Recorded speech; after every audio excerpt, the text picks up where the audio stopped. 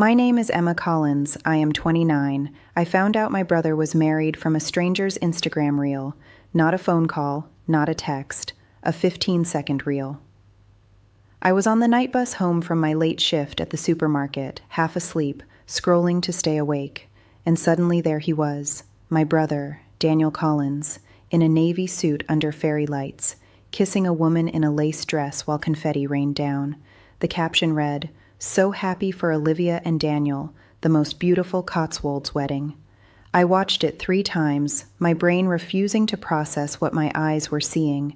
My brother, married, at some country house I'd never seen, surrounded by people I didn't know. Then I swiped to the photos. There was Dan kissing his bride's forehead. Her ring, massive, sparkling. Wide shots of a long table laid out with candles and flowers, guests raising crystal glasses. A close-up of a menu with embossed gold writing.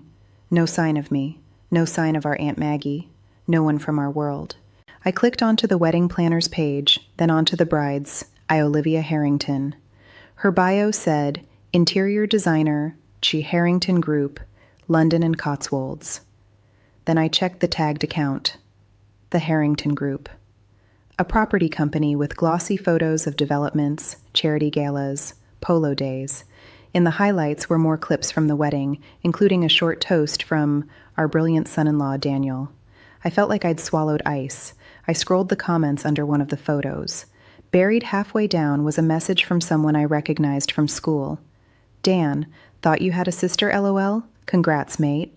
His reply, nah, only child. Parents passed away years ago. It's been a long road. Only child. The bus jolted, and I nearly dropped my phone. A woman next to me gave that automatic smile people give when they see a wedding photo. I just stared at the words over and over until they blurred. No sister. No Emma. By the time I got off the bus, my hands were shaking. I walked the rest of the way to my shared flat in East London in a fog, the city lights smearing together. I kept thinking about the 2 of us sitting on the floor of our old council house after Mum and Dad's car crash, promising each other we'd always be a team. Him, 19, swearing he'd never leave me behind. I got home, went straight to my tiny room, and called him. Voicemail. I called again. Voicemail. I texted, just saw your wedding on Instagram. You told people you're an only child. Call me right now. Nothing. I barely slept. Every time I closed my eyes, I saw him under those fairy lights, telling strangers he had no family. The next morning, a brown envelope was sticking out of our letterbox with my name printed on it. I opened it on autopilot, assuming it was another bank reminder. It was a notice of mortgage arrears. Property address, some flat in Canary Wharf. Amount overdue, $12,460. I actually laughed at first. That slightly hysterical laugh you get when something is so wrong you can't even process it. I'd never owned a property in my life. I could barely afford rent on a room with mold in the bathroom. I checked the attached agreement. Borrower, Emma Collins. My name, my date of birth, my national insurance number, and my signature. Except it wasn't my signature. It was my brother's version of it. The same loop on the E I'd seen on birthday cards my whole life. My heart went mad in my chest. I rang the lender. After being bounced from one department to another, someone finally pulled up my file and cheerfully informed me that Ms. Collins had taken out a buy-to-let mortgage 2 years earlier and had enjoyed a payment holiday 3 months ago without restarting. I didn't take out a mortgage, I said. I have never lived at that address. I don't even know where it is. Well, it's your name and your details, she said, suddenly less cheerful. If you're alleging fraud, you'll need to report it, but it's still in arrears, so... I hung up on her before I started crying. There were only 2 people who could know all my details like that. One of them was dead. The other was telling Instagram he was an only child. I called Dan again, straight to voicemail. I texted, I know about the mortgage. What have you put in my name? No reply. I had one person left I trusted, our Aunt Maggie. She lived in a tiny terraced house in Croydon that always smelled like Dettel and roast chicken. When she opened the door and saw my face, she just hugged me and pushed a mug of tea into my hand. What's he done? She asked. Not, what's wrong? But, what's he done? That told me a lot. I showed her the wedding reel, then the mortgage letter. Then I told her about the only child comment. Her face went from confused to furious in minutes. He always liked telling a good story. She muttered. But this is something else. Did you know he was getting married? I asked. He came round last year talking about some girl from a good family, she said, picking at a thread on the tablecloth. Said he'd bring her by, never did. You know what he's like, all charm and no follow-through. She got up, went to the hallway, and came back with a shoebox. I hoped I'd never need to show you these, she said, setting it down, but I think your mom would want you to see everything now. Inside were photocopies of documents from when my parents died, the will, the life insurance, the letters from the bank. I recognized some of it from years ago, when I was so numb with grief that Dan had taken everything out of my hands and said, "Don't worry, Em, I'll sort it." The will said the house and the money were to be split equally between us. Next to that was a line, Daniel Collins to act as trustee for Emma Collins until she reaches 21. Did he ever show you this? Maggie asked. I shook my head slowly. I'd always believed him when he said the house had to be sold to clear debts. I'd believed him when he said there was nothing left from the insurance once the bank was done. I'd believed him when he said we had no choice but to move out and start again. Now I was looking at black and white proof that something else had been possible, something where I hadn't spent my 20s in overdraft, counting pennies at the end of every month. I think you need a solicitor, Maggie said. That's how I ended up sitting in a cramped office above a hairdresser in Tooting with a woman called Priya Shah. She was around my age, late 20s, but she had the kind of calm, sharp presence that made you want to hand her your problems. She took notes as I spoke, asked quick questions, then spread the documents across her desk like puzzle pieces. Okay, she said after half an hour. First things first, we get your credit report. We find out exactly what's in your name. Then we check the land registry for your parents' house. And we put every lender on notice that you're disputing these debts. Don't talk to your brother again without me knowing. He's going to try and minimize this. He already has, I said, and told her about the wedding, the only child thing, the ignored calls.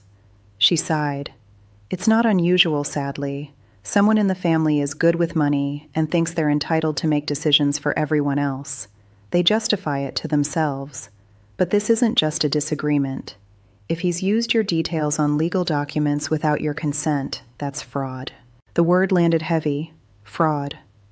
I don't want to send him to prison, I said, my stomach twisting. He's still my brother. You don't have to decide that now, she said.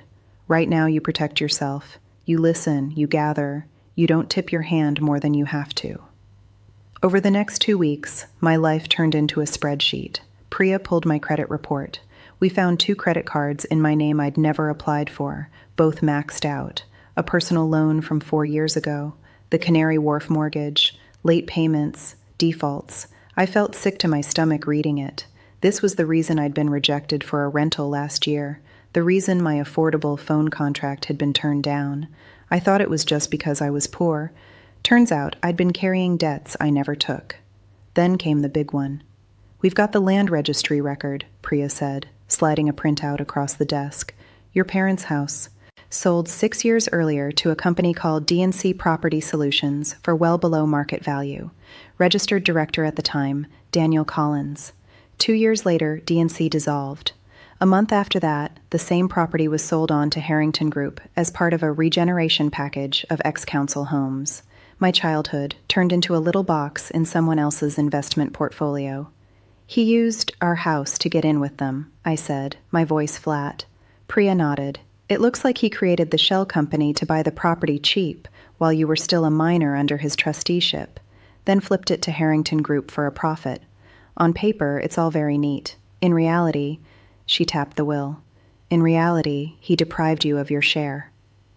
I went home that night and stared at the damp patch on my ceiling for a long time. Every memory of Dan looking out for me now had this ugly shadow over it. Had he paid the gas bill because he loved me, or because he knew he'd get his hands on more money if we kept the house sold quietly? Had his side jobs been for us, or for him? In the end, I did what Priya told me not to do. I called him. This time he picked up. Em, he said like nothing was wrong. Been busy. You all right? You sold our house to a company you owned, I said, skipping hello. You put a mortgage in my name. You've wrecked my credit. You told people you're an only child. Silence, then a forced laugh. You've been talking to Maggie, haven't you? He said. She loves a drama. I've been talking to a solicitor, I said. She loves evidence. His tone changed. Look, Emma, you're blowing this out of proportion. I had to move quickly with the house, or we'd have lost everything. I used the company because it was tax efficient. You were a kid.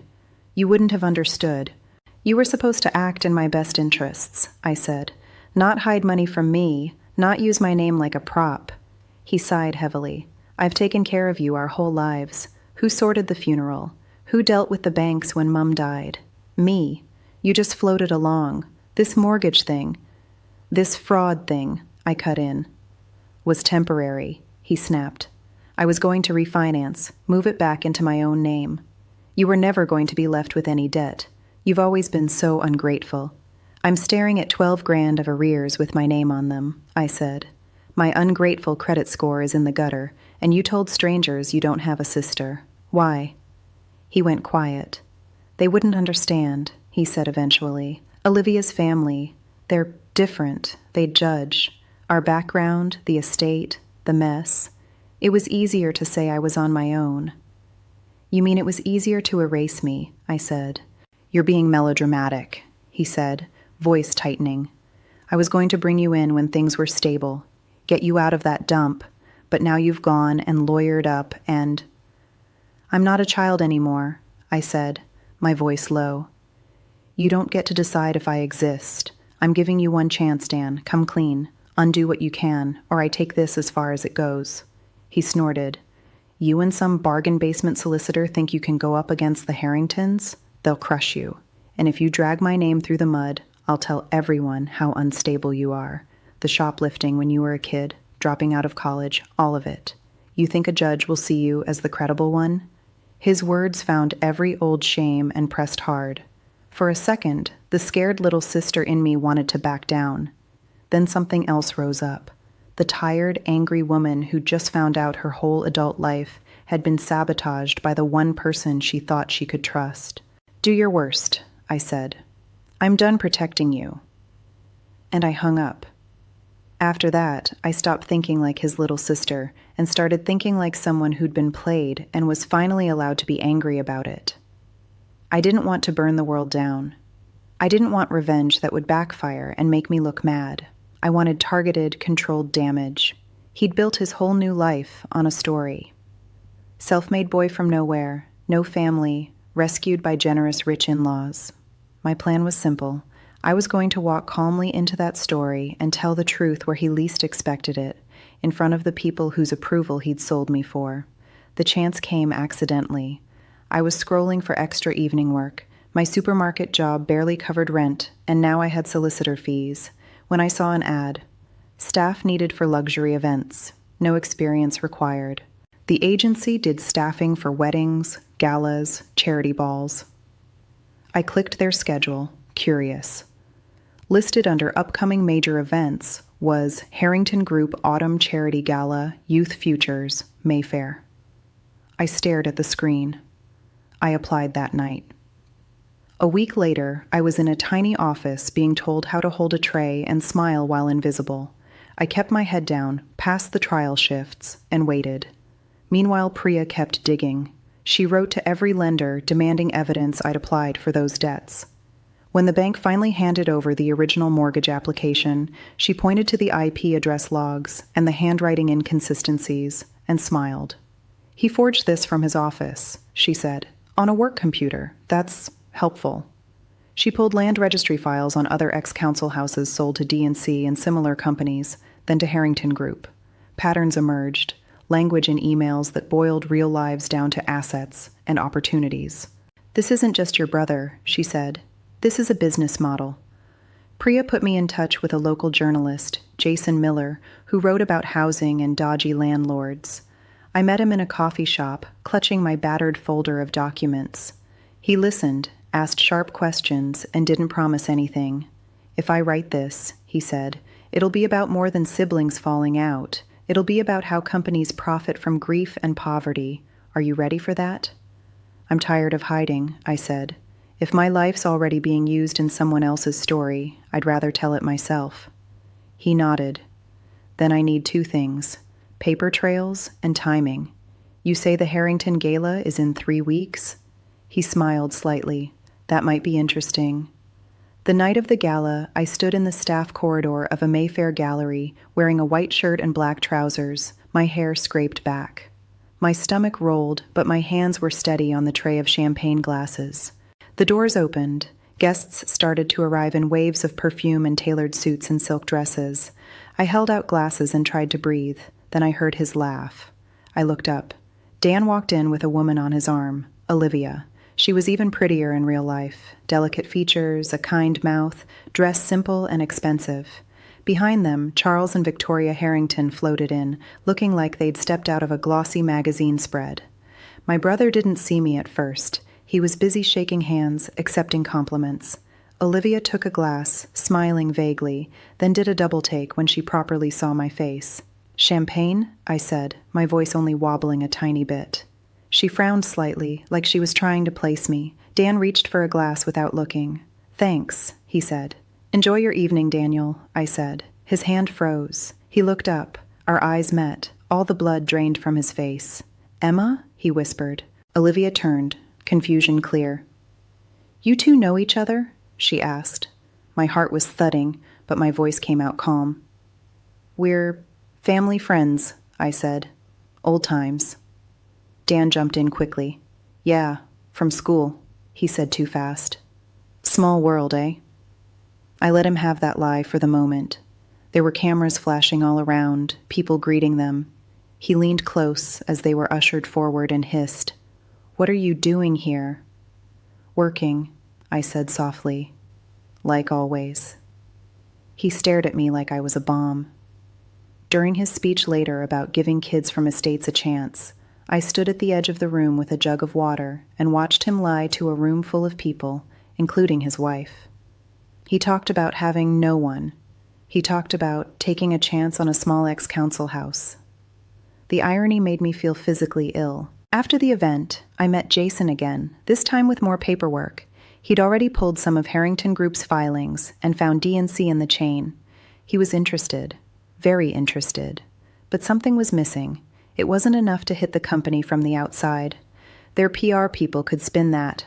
I needed someone on the inside who cared more about the truth than the brand. That person turned out to be the woman I least wanted to hurt. A week after the gala, my event agency called. "Good news," my manager said. "Harringtons are doing a private dinner at their home. They specifically asked for you, said you were professional at the gala. Pays double. You in?" I almost laughed. "Yeah," I said. "I'm in." The Harringtons' place in Richmond looked like something from a TV drama. Long drive, manicured hedges, ridiculous front doors. Inside was all art, glass, and people who lived on another planet. It was a smaller event, a dozen guests around a large table. I stayed in the background, topping up wine, bringing plates, trying to ignore the fact that my brother was sitting at the head like he belonged there. Halfway through dessert prep in the kitchen, I heard a voice behind me. "Emma?" I turned. Olivia stood there barefoot, holding her shoes, makeup slightly smudged. For the first time, she looked like a real person, not an Instagram picture. "Yes, ma'am," I said automatically. She grimaced. "Please don't. It makes me feel like my mother. I just wanted to ask you something." I waited. "At the gala," she said, "Dan said you were an old friend. But when you answered, you said, 'We're closer than that.'" I thought about it all week. Closer how? My heart banged against my ribs. I could lie and stay out of even deeper trouble, or I could tell the truth and drag her into this mess. "He hasn't told you, has he?" I asked quietly. "Tell me what?" she said. I put the knife down. "I'm his sister," I said. "Emma Collins, the one he told your friends doesn't exist." Her face went completely blank. For a second, I thought she'd laugh it off, tell me to stop being ridiculous. Instead, very slowly, she said, "That's not funny." "I'm not joking," I said. We grew up together in South London. Our parents died in a car crash when I was 15. He was made trustee of my share of the house. He sold it to a shell company he controlled. Then to your parents' business. He's used my name on debts I didn't take. I found out he was married from Instagram. She stared at me, breathing a little too fast. He told me he had no siblings, she whispered. He said his parents died, and he had no one. I asked him, more than once. I have proof, I said. I'm not asking you to believe a stranger in your kitchen. But I thought you deserved to know your life is built on a lie before you see this in the papers. The papers, she repeated weakly. I've spoken to a solicitor and a journalist, I said. We found links between my house and Harrington Group's developments. They're using our story for PR while burying what they did to us. She sank onto a stool, shoes dangling from her hand. Do you have it with you? The proof? She asked after a moment. Some, I said. I can bring the rest, but not here. It isn't safe for either of us if your parents walk in now. She nodded, swallowing hard. There's a cafe by Richmond Bridge. Tomorrow, 11? I'll be there, I said. We behaved like nothing had happened for the rest of the night. I poured coffee. She laughed at some banker's joke. Our eyes met once or twice over a tray, and we both looked away quickly. The next day at the cafe, she looked like she'd slept badly. She wore no makeup and big sunglasses, which she took off as soon as I sat down. Show me, she said. I slid the folder across, copies of the will, the trustee clause, the land registry document with D&C, the mortgage in my name, snippets of Harrington emails that Jason had dug up through a whistleblower at the council, phrases like, contact says beneficiary is compliant, and mortgage placed in sibling's name as workaround. She read in silence. With each page, her face changed. Disbelief, then anger, then something like shame. He used your name, she said finally, voice tight. And my father's company profited from it. Those emails. I've seen people copied on these, people I have dinner with. I'm not telling you this to hurt you, I said. I know you didn't sign any of it. But if this goes public, your name will be in it, whether you want it or not. I thought you deserved to see it first. What do you want? She asked, looking up. I want my name cleared, I said. The debts wiped, compensation for what he stole from our parents' estate. And I want Harrington Group held accountable for how they got those houses. They brand themselves as saviors while squeezing people like us. And Daniel? She pressed. I took a breath. I want him to face what he's done. Not because I hate him, because I loved him, and he used that. A court can decide the rest. She stared at the papers again. My family is going to fight this, she said slowly. They will threaten you, smear you, pay people to side with them.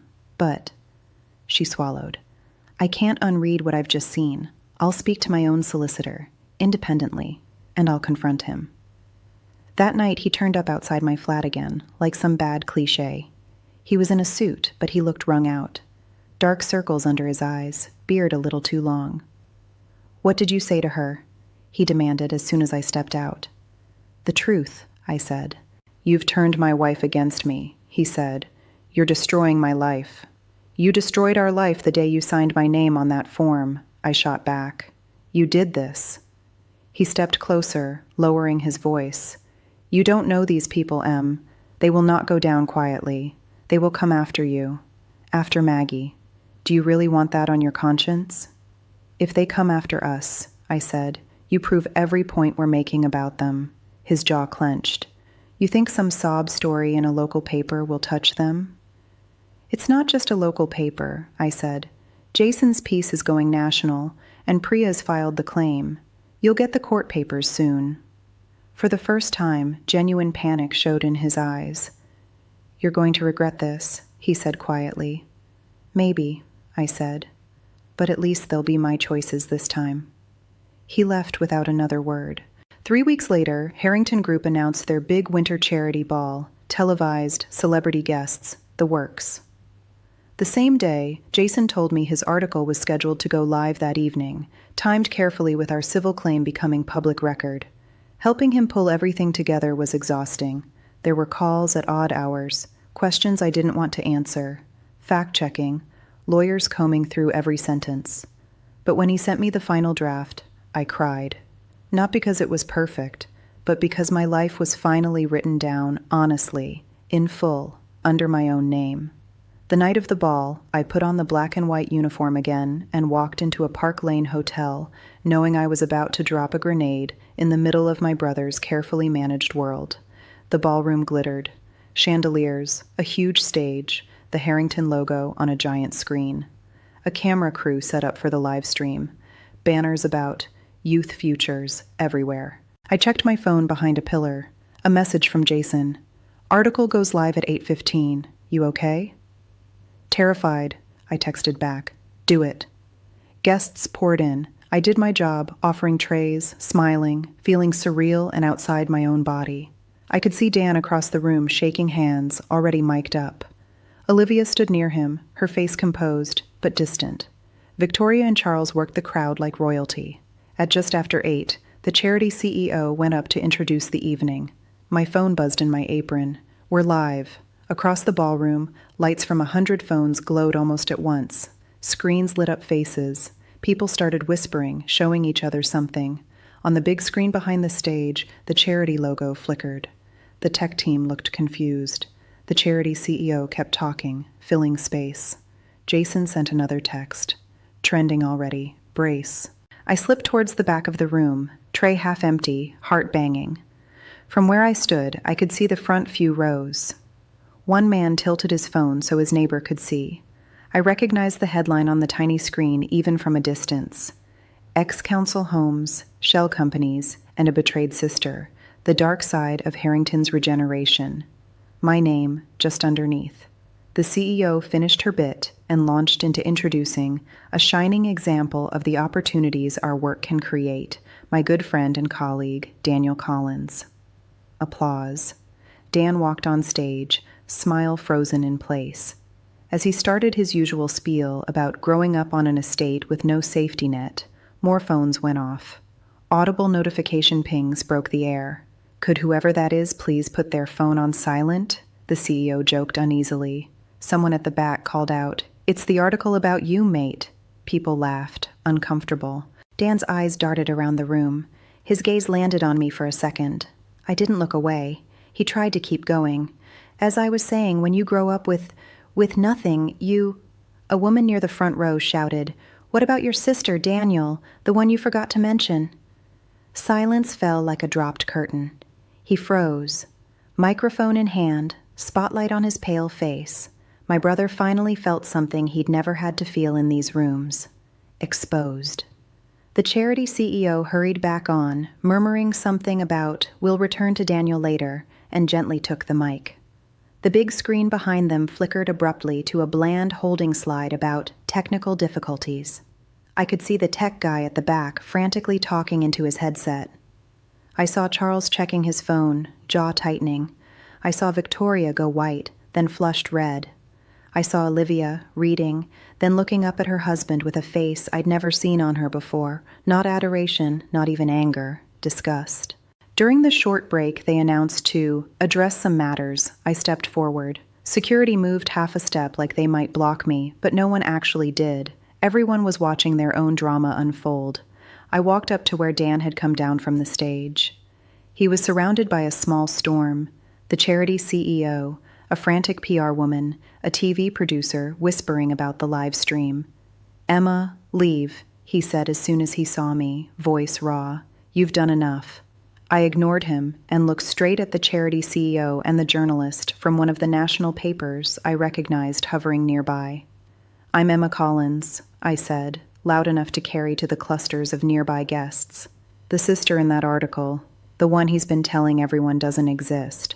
The journalist's eyes lit up. "Can I quote you?" she asked instantly, phone already out. "You already are," I said. More people turned to listen. I didn't give a speech. I didn't have one prepared. I just said the truth in plain, tired words. "My parents died when I was 15, I said. They left a small house and some insurance so that me and my brother would be okay. He was put in charge because he was older. Instead of looking after both of us, he sold our house to a shell company he owned, then on to Harrington Group, who call that regeneration. He put loans and a mortgage in my name without telling me.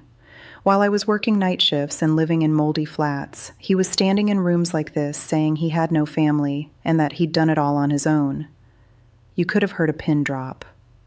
He didn't just lie to me, I went on. He lied to his wife, to you, and Harrington Group helped him turn our grief into a business deal. That's what your article is about. That's what those documents show. There was a beat of silence. Then voices erupted.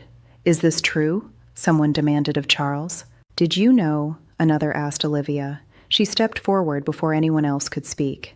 Yes, she said, voice ringing. It's true. I've seen the documents. I confronted him. He lied to me again.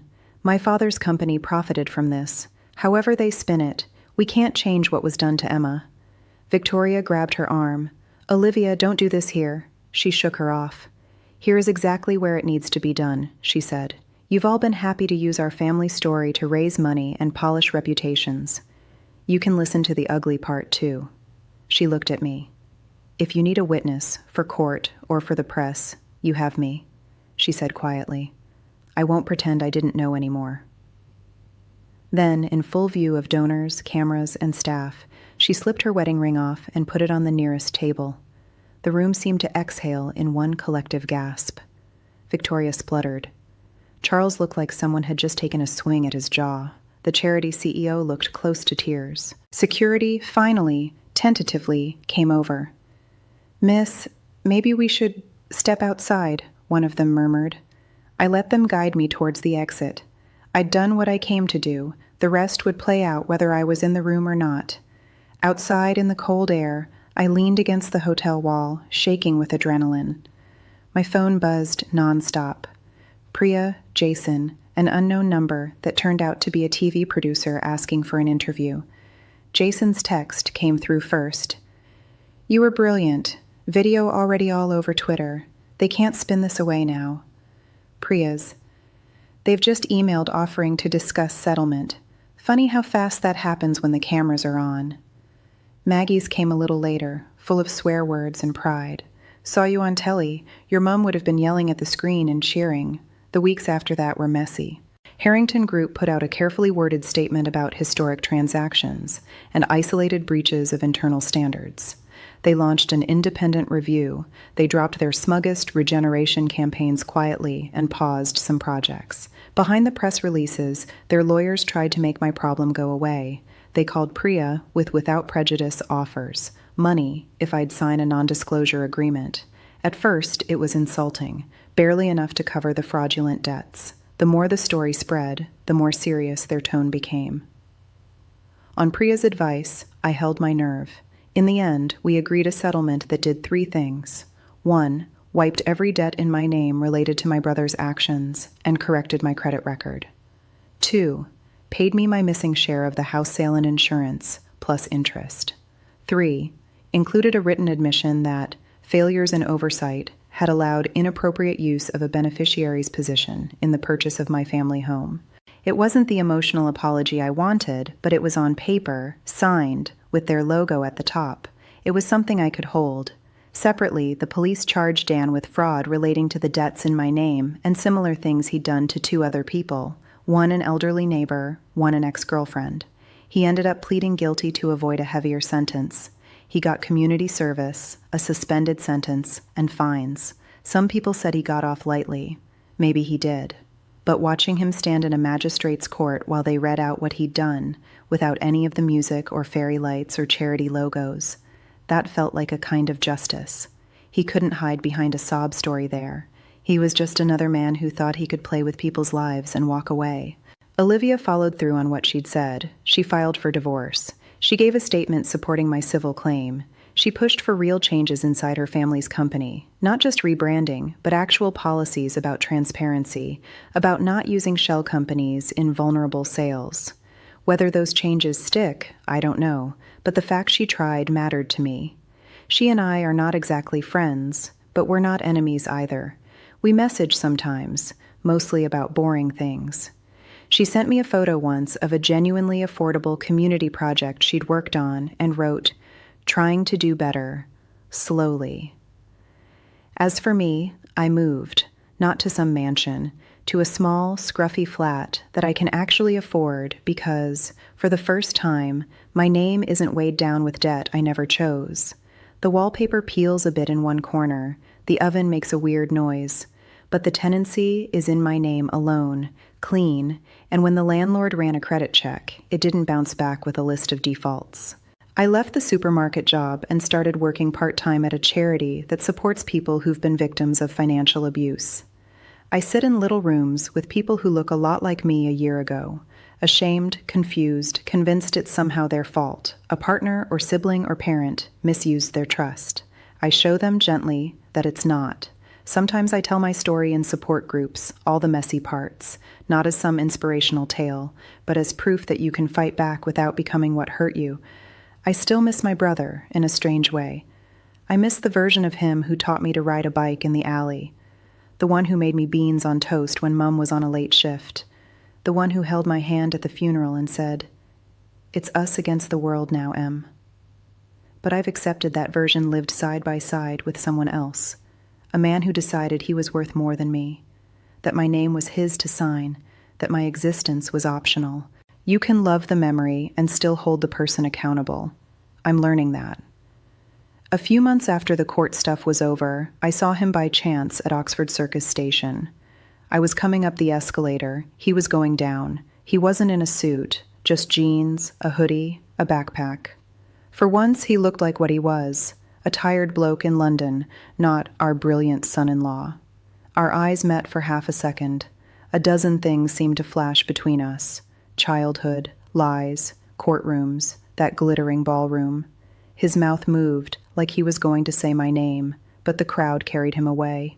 I could have pushed through, shouted, chased him. I didn't. Revenge, I've learned, isn't about that one perfect confrontation where you say all the right lines and they fall apart in front of you. It's about 100 small choices not to let what they did define you anymore. My brother hid me from his rich in-laws, from his colleagues, from the shiny rooms where he reinvented himself. He scrubbed me out of his story to make himself look more impressive. In the end, I walked quietly into those rooms in a black and white uniform and told the truth.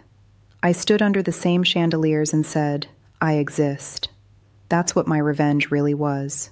Not his lost job, or his failed marriage, or the dip in Harrington's share price, although I won't pretend those didn't feel like karma. My real revenge was taking back my name, my past, my voice, in front of the very people he'd tried to hide me from. When I open my front door now, the name on the tenancy is mine. When I get a letter in the post, it's not a surprise mortgage. When someone asks about my family, I tell the truth, even when it's ugly. I'm not the girl erased from an Instagram caption anymore. I'm the woman who made sure the people who erased me had to say my name out loud, in court, in the press, at their own glittering events. He thought he could write me out of his story. I wrote him back into mine, just not in the role he wanted.